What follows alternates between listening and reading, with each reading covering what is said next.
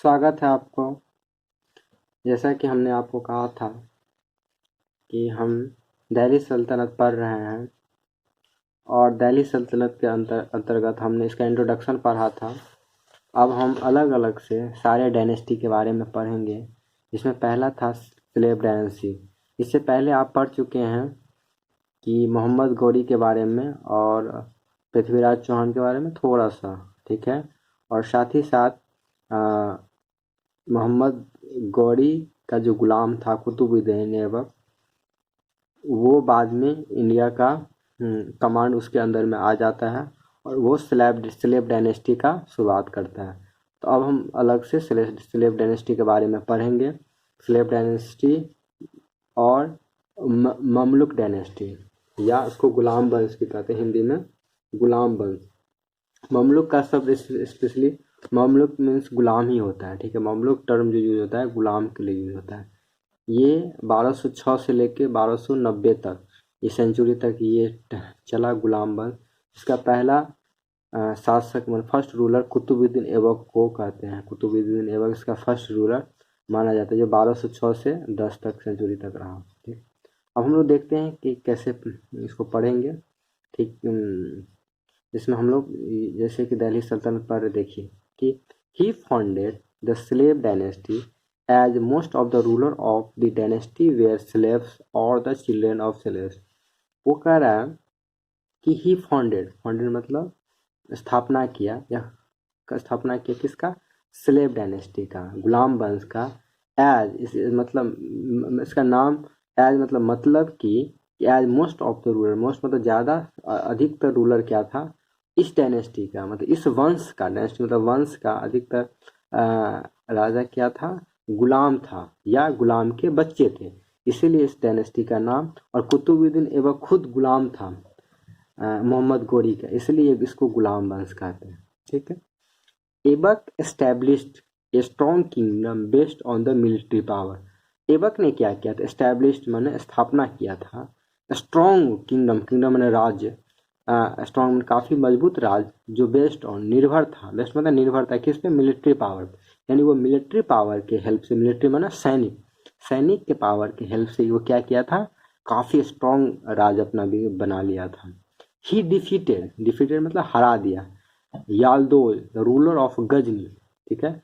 गजनी का जो रूलर था याल्दोज, उसको भी हरा दिया। और फ्रीड माने मुक्त कर दिया किसको? पंजाब को उससे मुक्त कर दिया, ठीक है। Aibak was a great patron मतलब होता है संरक्षक।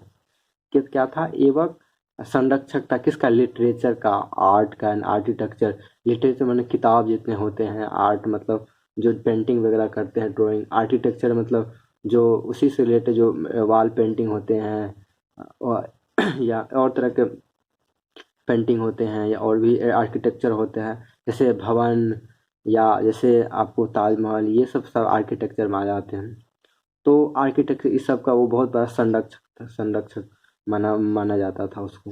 ही बिल्ड कुतुब मीनार, वो कुतुब मीनार को भी बनाया। और कुआत उल इस्लाम मॉस्क्यू जो एक मस्जिद है वो दिल्ली में, उसको भी वो बनवाया था। He also build a mosque known as 2.5 दिन का झोपड़ा। वो ये काफ़ी फेमस है 2.5 दिन का झोपड़ा, ये भी इसी के द्वारा बनवाया, कुतुबुद्दीन ऐबक द्वारा ही बनवाया गया है। अजमेर का 2.5 दिन का झोपड़ा ये काफ़ी इम्पोर्टेंट है, ये ऑब्जेक्टिव में बहुत जगह पूछा जाता है। 2.5 दिन का झोपड़ा जो अजमेर में बनाया गया है।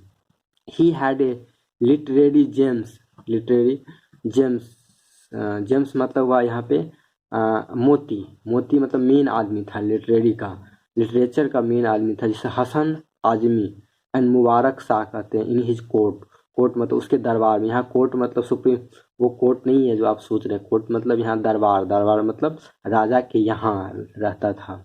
कौन? जेम्स हसन अजमी और Mubarak Shah. He died in 1210, वो 1210 में मर गया। तो Qutbuddin Aibak was succeeded by his son Aram Shah.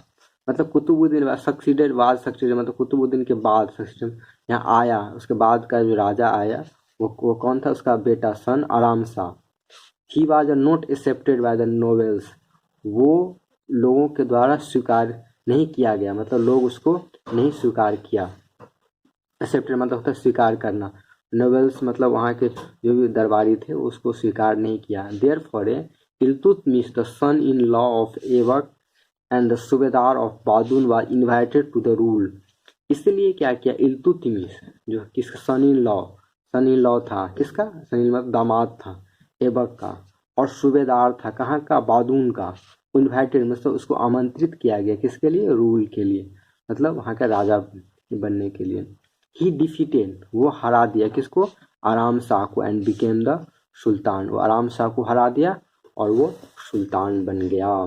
ठीक है, अब ये कुतुबुद्दीन ऐबक खत्म हो गया। अब हम लोग नेक्स्ट में इल्तुतमिश को पढ़ेंगे।